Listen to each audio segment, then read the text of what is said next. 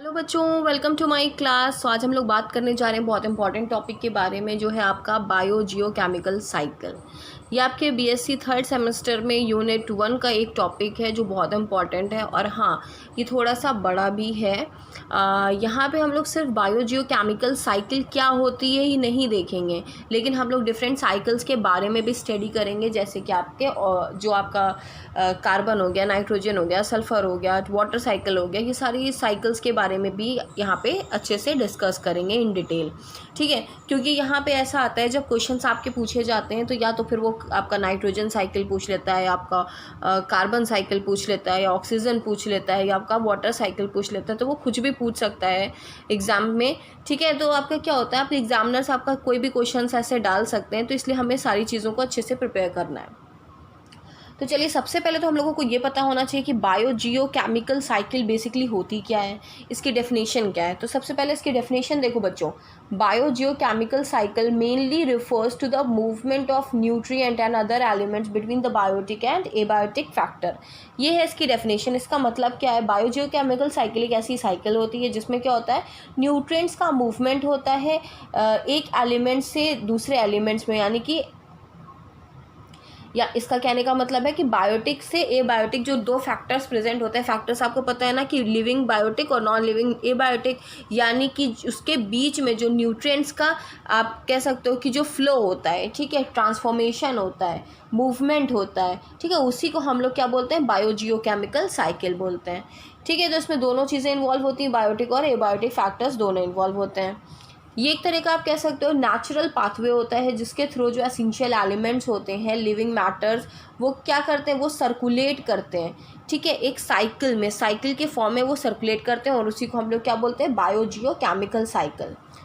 The natural elements in the biogeochemical cycle flow from abiotic यानी कि non living component से biotic components. जो मैंने आपको अभी बताया कि क्या होता है, जो एलिमेंट्स होते हैं बच्चों, वो क्या करते हैं, वो फ्लो होते हैं, या कह सकते हो कि उनका मूवमेंट होता है एबायोटिक कंपोनेंट से बायोटिक कंपोनेंट में, और वो क्या करते हैं, एक साइकिल फॉर्म करते हैं। इसीलिए इसको हम लोग क्या बोलते हैं, बायोजियो केमिकल साइकिल बोलते हैं।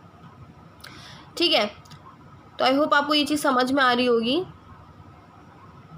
यस, चलिए आगे देखिए। The term biogeochemical cycle is derived from the word. देखो हाँ, ये बहुत इंपॉर्टेंट है। ये जो बायो, फिर आपने देखा ना जियो और फिर केमिकल, तीन चीज़ों से, तीन वर्ड से मिलकर एक पूरा कंबाइन वर्ड बना है। ठीक है, तो इसमें इसका मतलब क्या है, इसका मतलब बायो का मतलब आपको पता है कि बायो का मतलब बायोस्फीयर से होता है, यानी कि लाइफ से होता है, यानी कि लिविंग थिंग से होता है। ठीक है, और जियो का मतलब क्या होता है, जोग्राफिकल कंपोनेंट्स, जितने भी जोग्राफिकल कंपोनेंट्स होते हैं उसका मतलब ये होता है। केमिकल्स का मतलब क्या होता है, केमिकल का मतलब होता है एलिमेंट्स जो कि मूव करते हैं पूरे साइकिल में। तो आपने क्या देखा, बायो का मतलब लिविंग होता है, ठीक है, लिविंग होता है यानी कि बायोस्फीयर, यानी कि जो भी बायोस्फीयर में आपके जोग्राफिकल एरिया होता है उसके अंदर जो भी न्यूट्रिएंट प्रेजेंट होते हैं वो क्या करते हैं, एक दूसरे से क्या होते हैं, सर्कुलेट करते हैं एक दूसरे में। ठीक है, यानी कि बायोटिक कंपोनेंट से बायोटिक कंपोनेंट में सर्कुलेट करते हैं। तो बच्चों हम लोग उसी को क्या कहते हैं, बायोजियो केमिकल साइकिल कहते हैं। ठीक है, अब चलिए आगे देखिए। चलिए देखिए, the earth obtain energy from the sun which is radiating back as heat rest all the elements. हाँ देखो, यहाँ पे क्या कह रहा है कि जो अर्थ होता है, अर्थ में क्या होता है, देखो आसमान से सूरज, आसमान में जो सूरज होता है उसकी जो सन रेज होती हैं, यानी कि वही तो एनर्जी का सोर्स होता है। ठीक है, तो हमारे पास एकमात्र सोर्स क्या है, आपका सन, यानी कि जो भी रेडिएशंस आती हैं वो पूरी रेडिएशंस आपके अर्थ के ऊपर नहीं आती हैं, मतलब वो आती हैं, उसके बाद आपने ओजोन लेयर और ये सारी चीज़ें पढ़ी होंगी तो आपको पता होगा कि वो सारे जो होता है वो क्या होता है, ट्रांसमिट बैक, यानी कि वो क्या करता है, जितना होता है वो रेडिएट बैक कर देता है हीट को, और कुछ जो होती है वो हीट अपने एटमॉस्फेयर के अंदर आ जाती है। और जो एलिमेंट्स होते हैं वो साथ में होते हैं, जैसे कि carbon, nitrogen, oxygen, hydrogen, phosphorus, sulphur, ये यहीं पे रहता है। ठीक है, अब आगे देखिए। दीज एलिमेंट्स आर रिसाइकल्ड, और ये जो एलिमेंट्स होते हैं ये रिसाइकल्ड होते हैं through the biotic and abiotic components of ecosystem. ये बार बार रिसाइकिल होते रहते हैं। ये ऐसे कंपोनेंट्स होते हैं जो ख़त्म नहीं होते, ये इनका क्या होता है, रिसाइकलिंग स्टार्ट रहती है। जो एटमॉस्फेयर होता है बच्चों, या एटमॉस्फेयर का मतलब आप समझ रहे हो ना, ऊपर का पूरा जितना भी आपका एटमॉस्फेयर आसमान का जो एरिया होता है, ठीक है। हाइड्रोस्फेयर पानी की बात करी जा रही है, लिथोस्फेयर आपके अर्थ की बात करी जी, are the abiotic components of the ecosystem. तो ये क्या हो गया, आपका आसमान हो गया, आपका पानी हो गया, आपकी ज़मीन हो गई, ये क्या है भाई, एक एबायोटिक कंपोनेंट्स तो है, नॉन लिविंग ही तो है। तो वहाँ पे जो आपकी ये एलिमेंट्स प्रेजेंट होते हैं, एलिमेंट्स का ऊपर एक्सचेंज होता रहता है, यानी कि कभी वो आपके आसमान में होते हैं, कभी वो कहाँ जाते हैं, आपके अर्थ के पास जाते हैं। तो उनका एक पूरी एक साइकिल फॉर्म होती है कि वो सारा जो चीज़ें होता है, जैसे कि वाटर होता है, वो वाटर जो एलिमेंट्स है वो कैसे पूरे में मान लो वो कैसे आपके, ये कह सकते हो कि कैसे उनका सर्कुलेशन होता है। तो हम लोग बेसिकली यहाँ पे हम लोग यही चीज़ पढ़ेंगे कि जो भी एलिमेंट्स प्रेजेंट होते हैं वो रिसाइकल्ड कैसे होते हैं, उनका सर्कुलेशन कैसे होता है, वो एक दूसरे के पास वापस कैसे चले जाते हैं। जैसे अर्थ से पानी आसमान में कैसे चला जाता है, या आसमान से वापस ये पानी रेन के फॉर्म में कैसे आता है। तो हम लोग यहाँ पे वही चीज़ को पढ़ेंगे, ठीक है, उसकी स्टडी करेंगे। अब बच्चों एक चीज़ देखो, यहाँ पे लिखा हुआ है टाइप्स ऑफ बायोजियोकेमिकल साइकिल, यानी कि कितने तरह की बायोजियोकेमिकल साइकिल होती हैं।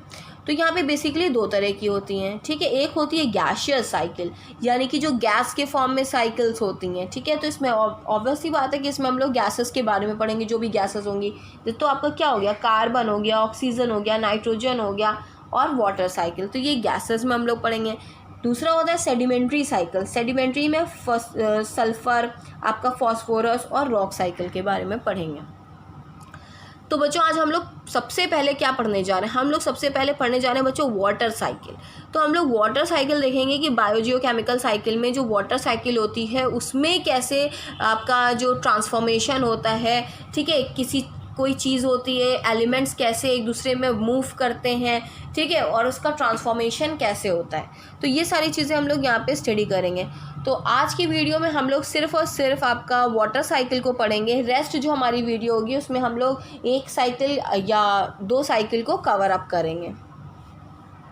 यस, तो ये देखिए वाटर साइकिल क्या कह रहा है। Water cycle relates to the movement through various step. देखिए वाटर साइकिल जो होता है, ये एक जो साइकिल होता है ये कितने प्रोसेस में होती है, यानी कि इसके कई प्रोसेस होते हैं, यानी कि इसको कंप्लीट करने के लिए, पूरी साइकिल को फॉर्म करने के लिए इसको बहुत सारे प्रोसेसेस की नीड होती है। तो सबसे पहला प्रोसेस जो होता है बच्चों, इसमें इवेपोरेशन होता है, ठीक है। देखिए इवेपोरेशन की बात की जाए बच्चों, तो इवेपोरेशन एक ऐसा कॉमन टर्म है जिसके बारे में आप सबको पता है, ठीक है। And I don't think so कि इसको मुझे बहुत ज़्यादा एक्सप्लेन करने की नीड है, क्योंकि ये आपको पता है। लेकिन फिर भी इन शॉर्ट मैं आपको ये बताती हूँ कि आपने अपने हर घर में आपने सबने देखा होगा कि आप जब किसी भी पानी को बॉईल करते हो, यानी कि वाटर को जब आप गैस के ऊपर रखते हो, उसको बॉईल करते हो और उसके ऊपर एक लिड बंद कर दो, यानी कि एक ढक्कन बंद कर दो, तो आपने क्या देखा है, ठीक है। आप जब बंद करते हो गैस को, टर्न ऑफ करते हो, तो आप देखते हो कि आप जब उस लिड को हटाते हो तो वहाँ पे वाटर के ड्रॉपलेट्स होते हैं, यानी कि जैसी जो आपकी जो प्लेट आपने बंद करी है, जो आपने लिड बंद करी है, उसमें जब आप खोलते हो तो आप देखते हो यहाँ पे पूरे में क्या होते हैं, ड्रॉपलेट्स प्रेजेंट होते हैं। तो बच्चों ये जो ड्रॉपलेट्स होते हैं ना, ये ड्रॉपलेट्स क्या होते हैं, ये क्या होते हैं, एक तरह के क्या होता है, वाटर ही तो होता है। जो वाटर क्या होता है, इवेपोरेट कर जाता है। तो ये क्या हो जाता है, भाप जिसको कहते हैं। आप देखते हो ना कि जब बॉइलिंग होती है, हीट बहुत ज़्यादा हो जाता है, तो क्या हो जाती है, भाप बन जाती है। भाप के फॉर्म में, यानी कि उस इवेपोरेशन के फॉर्म में वो इवेपोरेट होने लगता है, ठीक है, अगर आप लिड क्लोज नहीं करोगे, ठीक। तो आपने यहाँ पे इवेपोरेशन समझ रहे होगे कि इवेपोरेशन बेसिकली क्या होता है, जब हीट किसी भी आप पानी को आप हीट देते हो, ठीक है, यानी कि हीट उसके ऊपर पड़ती है, तो क्या होता है, वो इवेपोरेट करता है, ठीक। तो आपने यहाँ पे ये चीज़ समझी। अब बच्चों ऐसे ही इन्वायरमेंट में होता है, जैसे कि आपने गैस के ऊपर देखा ना, इन्वायरमेंट में भी सेम वैसे ही होता है। इन्वायरमेंट में कैसे होता है, आपके पास हीट का सोर्स क्या है, आपके पास हीट का सोर्स क्या है, सनलाइट है। आपको पता है कि सनलाइट होती है मेजर सोर्स, ठीक है। तो सनलाइट जो होती है, यानी कि जो भी रेजेस आपकी अर्थ पे आ रही हैं, तो वाटर बॉडीज़ तो बहुत सारी प्रेजेंट होंगी, चाहे वो आपका ओशियन हो गया, आपका रिवर हो गया, आपका लेक हो गया, ठीक है, सीज़ हो गया, या छोटे छोटे पॉन्ड्स हो गए, कुछ भी हो गया। तो बहुत सारे वाटर बॉडीज़ प्रेजेंट होती हैं। पानी तो भाई बहुत ज़्यादा है ना अर्थ के ऊपर। तो ये जो वाटर बॉडीज़ में जो पानी पड़ा होता है, यानी कि पानी जो भरा हुआ होता है, तो वहाँ पे क्या होता है, उसके ऊपर पड़ती है भाई हीट, यानी कि सनलाइट पड़ी। सनलाइट से पड़ने के बाद क्या होगा, वो पानी गर्म होगा। जब वो ज़्यादा गर्म हो जाता है तो वो क्या होता है, इवेपोरेट करने लगता है, यानी कि वहाँ पे क्या हो जाता है, इवेपोरेशन प्रोसेस उनका स्टार्ट हो जाता है। तो इवेपोरेशन का मतलब क्या होता है, तो वो जो पानी होता है ना वो गैस के फॉर्म में एटमॉस्फेयर में चला जाता है। उसी प्रोसेस को बच्चों हम लोग बोलते हैं इवेपोरेशन। तो आई होप आपको ये समझ में आ रहा होगा कि इवेपोरेशन बेसिकली हम लोग किसको बोलते हैं कि जो पानी होता है वो इवेपोरेट हो जाता है और वो कहाँ चला जाता है, गैस के फॉर्म में वो चला जाता है आपके एटमॉस्फेयर में। तो यहाँ पे देखो, the sun which is the ultimate source of energy trend to generate the process of evaporation, यानी कि एक सूरज एक ऐसा मात्र सहारा है एक एनर्जी का जिसकी वजह से क्या होता है, इवेपोरेशन प्रोसेस होता है। ये जो इवेपोरेशन प्रोसेस होता है इसमें क्या होता है, वाटर मॉलिक्यूल्स होते हैं आपके प्रेजेंट होते हैं वाटर बॉडीज़ में, यानी कि जैसे मैंने आपको बताया कि रिवर, लेक्स, पॉन्ड्स कुछ भी हो सकता है। और ये क्या करता है, ये इवेपोरेट करता है उन पानी को और ये कहाँ चला जाता है, आपके एयर में यानी कि एटमॉस्फेयर में पहुँच जाता है।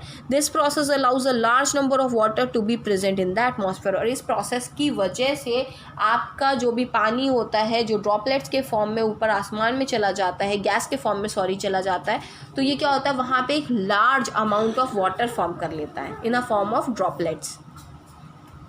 अब देखो कंडेंसेशन, अब हम लोग पहला प्रोसेस आपका कंप्लीट हो गया, यानी कि आपकी नदियाँ जितनी भी वाटर बॉडीज़ हैं उनमें जो पानी है वो क्या हुआ, हीट की वजह से इवेपोरेट हो गया एज अ गैस फॉर्म में कहाँ पहुँच गया, आपके एटमॉस्फेयर में पहुँच गया। ये आपका हो गया पहला प्रोसेस। अब देखो आसमान में पहुँच गया, अब आसमान में तो क्या हो गया, गैस के फॉर्म में है ना, ठीक है, तो वहाँ पे कंडेंसेशन प्रोसेस होगा, यानी कि आपके एटमॉस्फेयर में क्या होगा, कंडेंसेशन प्रोसेस। तो बच्चों कंडेंसेशन प्रोसेस क्या होता है, कंडेंसेशन प्रोसेस हम लोग उस प्रोसेस को कहते हैं जिसमें जब जो गैसेस होती हैं ना वो एटमॉस्फेयर में जाके ठंडी हो जाती हैं, यानी कि वो जब ठंडी हो जाएंगी तो वो क्या हो जाएगा, वो ड्रॉपलेट्स में कन्वर्ट हो जाएंगी। यानी कि आपने देखा कि पानी से क्या बना, गैस बनी, गैस आसमान में चली गई पहले प्रोसेस में, फिर गैस से जो कन्वर्जन हो जाएगा आपका किसमें, वाटर ड्रॉपलेट में, अगेन उसी प्रोसेस को हम लोग बोलते हैं कंडेंसेशन। तो condensation is a process in which the water droplets आपका जो गैसेस होती है will turns into the water droplet, ठीक है, तो वो आपके वाटर ड्रॉपलेट में टर्न हो गई। फिर आपने देखा यहाँ पे क्या लिखा, water vapour will get accumulated in the atmosphere. वो क्या हो गए, वाटर जो वेपर्स होते हैं वो एक्यूमुलेट होते हैं एटमॉस्फेयर के अंदर, वो फिर कूल डाउन हो जाते हैं क्योंकि कूलिंग टेम्परेचर की वजह से, क्योंकि वो हाई एल्टीट्यूड पे यानी कि बहुत ऊंचाई पे होने के कारण पे वो क्या हो जाता है, वहाँ का टेम्परेचर ठंडा होता है, इसलिए वो ठंडे पड़ जाते हैं जो आपका वेपर्स होते हैं। और वेपर्स जब ठंडे पड़ जाएंगे तो क्या हो जाएगा, वो ड्रॉपलेट्स में कन्वर्ट हो जाएंगे। These vapours turns into the droplet and ice by coming together in form of clouds. देखो या तो फिर वो आइस के फॉर्म में और ड्रॉपलेट्स के फॉर्म में क्या हो जाएंगे, वो ठंडे पड़ जाएंगे और वो एक दूसरे से कंबाइन हो जाएंगे, यानी कि बहुत से ड्रॉपलेट्स मिल के क्या बना लेंगी, आपका क्लाउड बना लेंगे। यानी कि बहुत सारे ड्रॉपलेट्स जो होंगी वो आपस में एक दूसरे से कंबाइन करेंगे और बच्चों जब कंबाइन कर जाएंगी तो वो क्या बनाएंगे, क्लाउड्स बना लेंगे, ठीक है। और क्लाउड्स में क्या होता है, आपके वाटर प्रेजेंट होता है, ठीक है। तो ये हो गया आपका क्या, दूसरा प्रोसेस, यानी कि कंडेंसेशन यहाँ पे हम लोगों ने डिस्कस कर लिया है। आई होप आपको समझ में आ रहा होगा, बहुत इजी है, बस आपको इसको समझना है, ठीक है, कि कैसे क्या होता है। तो हम लोगों ने यहाँ पे क्या देखा बच्चों, इवेपोरेशन में आपने देखा कि सूरज की रोशनी पड़ी वाटर बॉडीज़ के ऊपर, वाटर बॉडीज़ में से क्या हुआ, इवेपोरेट हो गया वाटर एज अ वेपर और कहाँ पहुँचा, आपके एटमॉस्फेयर में पहुँचा। अब भाई वेपर के फॉर्म में आपके एटमॉस्फेयर में पहुँचा है तो उसको कन्वर्ट भी तो करना है, तो आपका दूसरा प्रोसेस वहाँ शुरू हो जाएगा एटमॉस्फेयर में, जिसको हम लोग बोलेंगे बच्चों कंडेंसेशन आपका एक ऐसा प्रोसेस है जिसमें जो वाटर आपका जो वेपर्स होंगे वो किस में कन्वर्ट हो जाएंगे, आपके ड्रॉपलेट्स में कन्वर्ट हो जाएंगी। तो जो वेपर्स होते हैं ना वो वाटर ड्रॉपलेट्स में जब कन्वर्ट होते हैं तो उसी प्रोसेस को हम लोग कंडेंसेशन प्रोसेस बोलते हैं। अब भाई आसमान में इतनी ऊंचाई पे वो पहुंचते हैं तो वहाँ पे तो ठंडा होता है। अब ठंडक की वजह से क्या होगा, जो टेम्परेचर वहाँ का ठंडा होगा उसकी वजह से क्या होगा, वेपर कूल डाउन हो जाएंगे, यानी कि गर्म भाप गई थी ना, देखो ज़मीन से तो गर्म भाप ऊपर गई और गर्म भाप वहाँ जाके टेम्परेचर ठंडा मिला तो वो कूल डाउन हो गई तो वाटर ड्रॉपलेट में कन्वर्ट हो गई और बहुत सारे वाटर ड्रॉपलेट्स क्या होंगे, एक दूसरे में कंबाइन कर जाएंगे और कंबाइन कर जाएंगे तो क्या बना लेंगे, आपके क्लाउड्स को बना लेंगे, ठीक है। तो ये यहाँ पे बात हो गई कंडेंसेशन की। अब बच्चों प्रेसिपिटेशन क्या होता है, अब क्लाउड्स बन चुके हैं और वहाँ पे क्या हो गया, उसके अंदर पानी भरा हुआ है। प्रेसिपिटेशन बच्चों क्या होता है, प्रेसिपिटेशन एक ऐसा प्रोसेस होता है, ठीक है, देखो इनको एक नॉर्मल टर्म में समझो। प्रेसिपिटेशन एक ऐसा प्रोसेस होता है जिसमें आप क्लाउड है, ठीक है, सपोज क्लाउड है आपका, ये आपका क्लाउड है, इसमें भैया बहुत सारा पानी भर गया, ठीक है। अब इसमें और भी ड्रॉपलेट्स जुड़ते जा रहे हैं और ड्रॉपलेट्स, तो इसकी क्लाउड की तो कैपेसिटी तो होगी ना। ऐसा थोड़ी है कि अनगिनत वाटर ड्रॉपलेट्स इसके अंदर आते रहेंगे और ये कभी क्या होगा, खाली नहीं होगा। तो जब ये समझ लो कि ये जो आपका क्लाउड है ये भर जाता है वाटर ड्रॉपलेट से, यानी कि इसकी जो होती है कैपेसिटी ख़त्म हो जाती है वाटर ड्रॉपलेट्स को होल्ड करने की, तो क्या हो जाता है, ये प्रिसिपिटेट कर जाता है। यानी कि ये क्या कर जाता है, ये ड्रॉपलेट्स के फॉर्म में ये ड्रॉप करने लगता है, यानी कि पानी ऊपर से क्या हो जाता है, ड्रॉप होने लगता है, ठीक है। ठीक है, तो आपने ये क्या देखा कि ये ड्रॉप हो गया। तो प्रिसिपिटेशन क्या होता है, प्रिसिपिटेशन बच्चों एक ऐसा प्रोसेस होता है जो क्लाउड के अंदर जो आपका वाटर ड्रॉपलेट्स प्रेजेंट होते हैं, तो जो क्लाउड की कैपेसिटी ख़त्म हो जाती है वाटर ड्रॉपलेट्स को होल्ड करने की, तो वो क्या हो जाते हैं, वो ड्रॉप करने लगता है। अब भाई ये जो प्रिसिपिटेशन होता है ना, ये किसी भी फॉर्म में हो सकता है। एक तो आपके ओले जो आप गिरते हैं, आप छोटे छोटे बर्फ़ के टुकड़े देखते हो, ठीक है।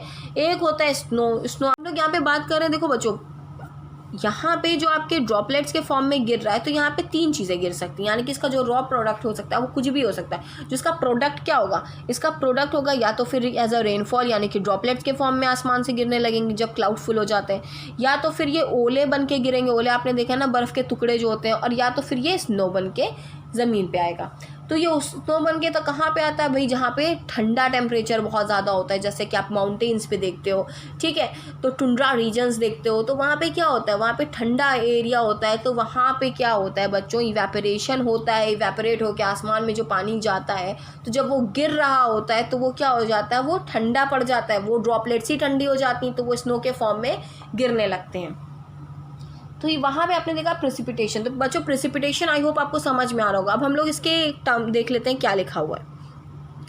When there is a temperature above the degree then vapor condenses, यानी कि जब बहुत ज़्यादा क्या होगा, 0 डिग्री टेम्परेचर होगा तो vapour condenses water, it is not possible there.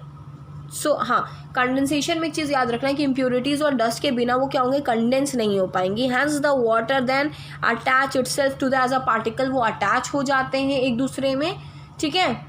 Yes, surfaces and when the droplets are largely enough they start precipitating from the cloud, यानी कि क्लाउड की जब कैपेसिटी आप कह सकते हो कि ख़त्म हो जाती है वो होल्ड करने की, तो वो क्या होता है, प्रिसिपिटेट फॉर्म में वो नीचे एज अ रेनफॉल वो गिरने लगता है, ठीक है। तो आपने यहाँ पे देख लिया प्रिसिपिटेशन। तो आई होप आपको 3 जो प्रोसेस हैं वो अच्छे से समझ में आ गए। अब देखो चौथा प्रोसेस क्या है, ये भी बड़ा इंपॉर्टेंट प्रोसेस है, इनफिल्ट्रेशन। बच्चों क्या होता है इनफिल्ट्रेशन, बच्चों एक ऐसा प्रोसेस होता है जिसमें अब भाई पानी आ रहा है, ठीक है। आपने देखा कि पानी कहाँ आ रहा है, ज़मीन पे आ रहा है। अब ज़मीन पे आ रहा है तो इसकी कई कंडीशन होंगी। एक तो ये क्या होगा, आपके जो भी जहाँ से आपका क्या कह सकते हो आप, जो भी वाटर बॉडीज़ हैं, जैसे कि ओशियन है, पॉन्ड है, ठीक है, रिवर है, सी है, लेक है, जो भी वाटर बॉडीज़ हैं वहाँ पे ये वापस गिरता रहे। भाई बारिश तो कहीं पे भी हो सकती है ना, तो बारिश जहाँ हुई, अगर मान लो नीचे क्या प्रेजेंट है, आपका रिवर प्रेजेंट है, तो पानी ऊपर से आ रहा है, नीचे रिवर है तो उसमें भी जा रहा है, ठीक है, या इधर उधर गिर रहा है तो बहकर भी चला जा रहा है। तो वो क्या हो गया, एक रिवर वाले ये क्या हो गया, एक ऐसी कंडीशन हो गई कि पानी गिर रहा है और वापस क्या वाटर बॉडीज़ में जा रहा है। दूसरा क्या हो सकता है इसमें, दूसरी पॉसिबिलिटीज़ आप कह सकते हो क्या हो सकती है। दूसरी बच्चों ये हो सकती है कि ये पेड़ के ऊपर जो गिर रहा है, ठीक है, जिसको परफोलेशन बोलते हैं, पेड़ के ऊपर पानी गिर रहा है और गिरने के बाद क्या होता है, ट्रांसपिरेशन। आपने प्रोसेस सुना होगा, ट्रांसपिरेशन एक टर्म होता है जो हम लोग प्लांट के लिए बेसिकली यूज़ करते हैं, कि वो उसके रूट्स में जाता है पानी, और रूट्स में जाने के बाद क्या हो जाता है, वो लीव्स जो होती हैं वो स्टोमेटा के थ्रू ट्रांसपिरेशन प्रोसेस होता है, जिसमें वो पानी जो होता है उनकी लीव से क्या हो जाता है, इवेपोरेट हो जाता है, वो इवेपोरेट होकर वापस एटमॉस्फेयर में हो जाता है, चला जाता है। तो इसमें बहुत सारे तरीके की प्रोसेस होते हैं जिसमें आप वाटर साइकिल प्रोसेस चलता है, ठीक है। अब इनफिल्ट्रेशन, चलो मेन टॉपिक पे आओ। इनफिल्ट्रेशन क्या होता है, ये एक ऐसा प्रोसेस होता है जिसमें जो आसमान से पानी गिर रहा होता है बच्चों, वो ज़मीन में अंदर क्या होता है, सॉइल के ऊपर जाता है, सॉइल क्या हो जाती है, उसको सोख लेती है अंदर, यानी कि सोक्ड कर लेती है, और वो कहाँ चला जाता है, वो नीचे चला जाता है, आपके ग्राउंड में चला जाता है। तो यहाँ पे क्या लिखा है, it is a process we are seeped into the various layers of the soil, यानी कि बहुत सारी लेयर्स के अंदर सॉइल के चले जाने के बाद it is scene rock hold, यानी कि रॉक जो होते हैं, यानी कि जो पत्थर वत्थर होते हैं, उनकी कैपेसिटी कम होती है वाटर को होल्ड करने के लिए, लेकिन सॉइल की ज़्यादा होती है। वाइल दिस वाटर में फॉलो स्ट्रीम्स और रिवर्स, दे में also go way from below the ground, और वो ग्राउंड के नीचे चली जाती हैं, ठीक है। तो इनफिल्ट्रेशन का मतलब ही यही होता है कि ग्राउंड जो होता है, जो पानी को सोख लेता है, वो क्या हो जाता है, नीचे ग्राउंड में चला जाता है। रन ऑफ क्या होता है बच्चों? रन ऑफ जो होता है एक ऐसा टर्म होता है जो हम लोग यूज़ करते हैं, जो पानी रेनफॉल के ज़रिए आ रहा होता है आपके अर्थ के ऊपर, ठीक है। तो वो जब आ रहा होता है तो वो क्या करता है वहाँ पे क्या होता है, जब आ रहा होता है पानी आपकी ज़मीन के ऊपर गिरता है, तो या तो फिर मैंने आपको बताया ना डिफरेंट डिफरेंट कंडीशंस होती हैं, पेड़ सोख लेते हैं या ज़मीन सोख लेती है, तो जो ज़मीन सोख लेती है उस प्रोसेस को हम लोग इन्फिल्ट्रेशन बोलते हैं। और जो पानी बह कर चला जाता है, बहता रहता है, यानी कि माउंटेन्स के ऊपर सपोज गिर रहा है, तो माउंटेन्स के नीचे क्या होंगे, लेक प्रेजेंट होंगे, लेक होंगी या रिवर होंगे, ठीक है। तो वो माउंटेन से बह रहा है और कहाँ जा रहा है, लेक के अंदर पानी चला जा रहा है। तो वो जो बहता हुआ पानी किसी भी वाटर बॉडीज़ में जाएगा उसको हम लोग बोलेंगे रन ऑफ बोलेंगे। If the water from the rainfall does not form aquifers, ठीक है, it allows the gravity of and flowing down the mountains and hills eventually forming the river, this process called run off. इस process को क्या बोलते हैं, run of बोलते हैं। कभी कभी ऐसा होता है कि गड्ढे टाइप के फॉर्म होते हैं, बड़े सा एरिया होता है जहाँ पे सूखा पड़ा होता है, तो वो माउंटेन्स क्या होता है, बहुत बारिश होती है तो वो क्या हो जाता है, पॉन्ड बना लेते हैं या लेक डेवलप हो जाता है, तो ऐसे बहुत सारी चीज़ें बन जाती हैं। In coldest regions, ice cap form where the amount of snowfall is faster than the rate of evaporation and sublimation. The biggest ice cap formed on the, हाँ यहाँ पे कह रहा है कि जो ice caps होते हैं वो कहाँ पाए जाते हैं भाई, जो भी ऊंची जगह होंगी, जैसे टुंड्रा रीजन्स होते हैं, ठीक है, तो वहाँ पे क्या होता है, बर्फीली जगह है, तो वहाँ पे वो चीज़ें पाई जाती हैं। तो बच्चों ये हो गया है आपका पूरा water cycle complete. So I hope आपको समझ में आ गया होगा बहुत अच्छे से। यहाँ पे मैं एक छोटा सा आपको डायग्राम के साथ आपको एक्सप्लेन करना चाहती हूँ। चलो अब यहाँ पे देखो, हम लोग जो यहाँ पे फॉर्म करते हैं, क्या फॉर्म करते हैं, यस तो आपने पहला जो आपने देखा था कि बायोजियोकेमिकल साइकिल में हम लोगों ने क्या क्या देखा था भाई, बहुत सारी चीज़ों को हम लोगों ने देखा है, ठीक है। अब हम लोगों ने वाटर साइकिल की बात करी थी, तो वाटर साइकिल का कि हम लोग रफ डायग्राम बना के समझ लेते हैं फिर से। बच्चों देखो यहाँ पे मैं बना रही हूँ कुछ,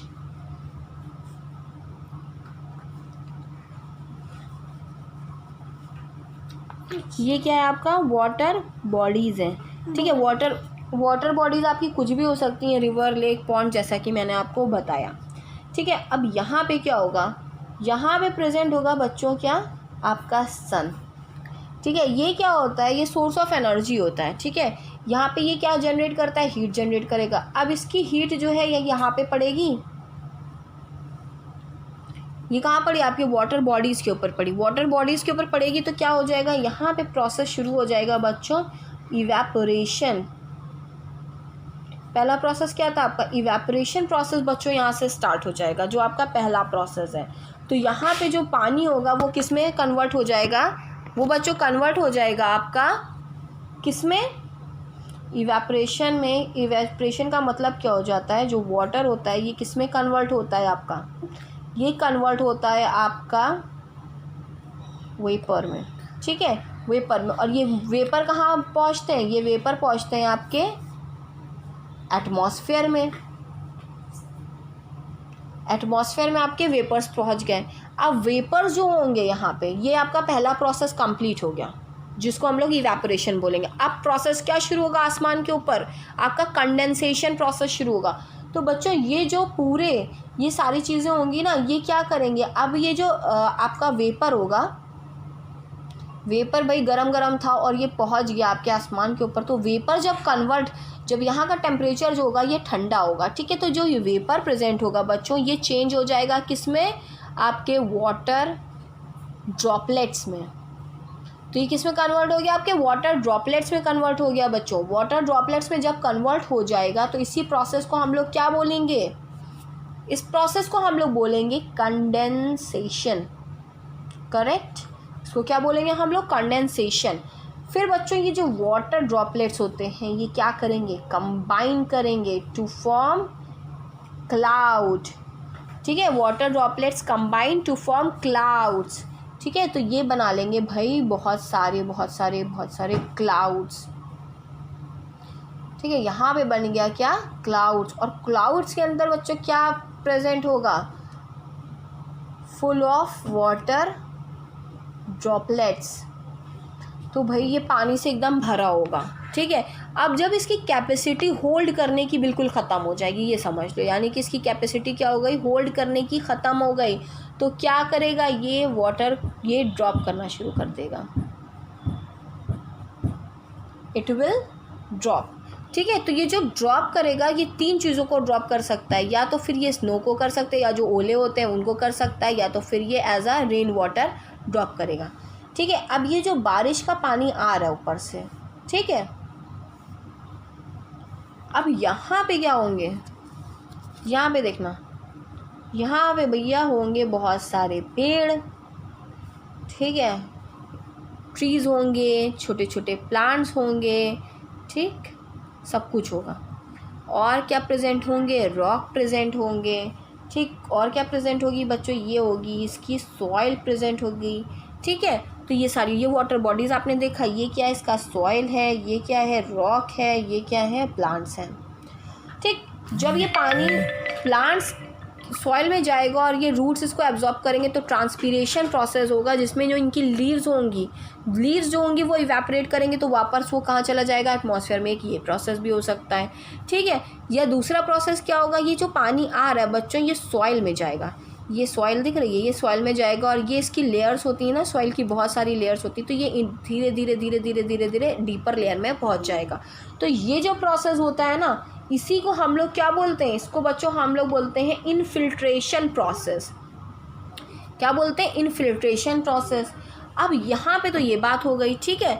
अब भाई बारिश का पानी और आ रहा है और आ रहा है, ठीक है। तो यहाँ पे प्रेजेंट है कुछ भाई माउंटेन भी तो प्रेजेंट होंगी, तो ये माउंटेन्स हैं, या आप कह सकते हो ज़मीन भी है, ठीक है, लैंड भी है। अब ये माउंटेन्स पे पानी गिरा तो इसका पानी इसके ऊपर से आके कहाँ कलेक्ट होगा, इसका पानी जाएगा जो भी वाटर बॉडीज़ प्रेजेंट होंगी उसके पास, वहाँ पे कलेक्ट हो जाएगा, वहाँ चला जाएगा।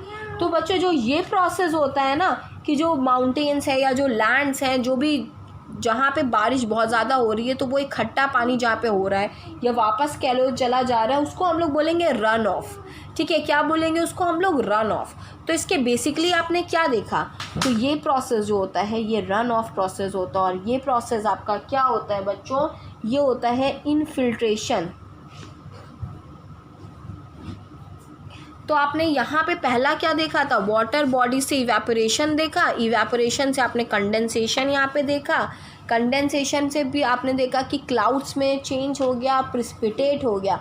तो यहाँ का जो प्रोसेस था प्रिसिपिटेशन, प्रिसिपिटेशन आपका तीसरा प्रोसेस था। फिर आपने क्या देखा बच्चों, प्रिसिपिटेशन के बाद ये पानी नीचे आया, नीचे आने के बाद ये कहाँ गया, सॉइल के पास, सॉइल के अंदर वाली लेयर तक पहुँच गया, तो ये हो गया इनफिल्ट्रेशन प्रोसेस। फिर आपने देखा कुछ पानी जो होगा माउंटेन से या लैंड से वो बहकर वापस वाटर बॉडीज़ में जाएगा, तो उसको हम लोग क्या बोलेंगे, रन ऑफ। तो ये हो गया फिफ्थ प्रोसेस। तो ये हो गया ऑल ओवर आपका क्या कंप्लीट हो गया है आपका वाटर साइकिल। ये मैंने ऐसी रफ डायग्राम बनाया ताकि आपको समझ में आ जाए, ठीक है। तो आज की वीडियो को हम लोग यहीं एंड करते हैं। आई होप आपको अच्छे से समझ आ गया होगा वाटर साइकिल क्या होता है, ठीक है, कितने प्रोसेस होते हैं और प्रोसेसेस बेसिकली क्या करते हैं, ठीक है। तो ये पूरी क्या बना लिया एक तरह की साइकिल की, यहाँ से पानी तो ऊपर जा रहा है और ऊपर से वापस पानी कहाँ जा रहा है, वापस से अर्थ पे आ रहा है, ठीक है। तो ये हो गया आपका वाटर साइकिल कंप्लीट। सो हम लोग फिर मिलते हैं नेक्स्ट वीडियो में नेक्स्ट टॉपिक के साथ। सो आज के लिए बस इतना ही, थैंक यू।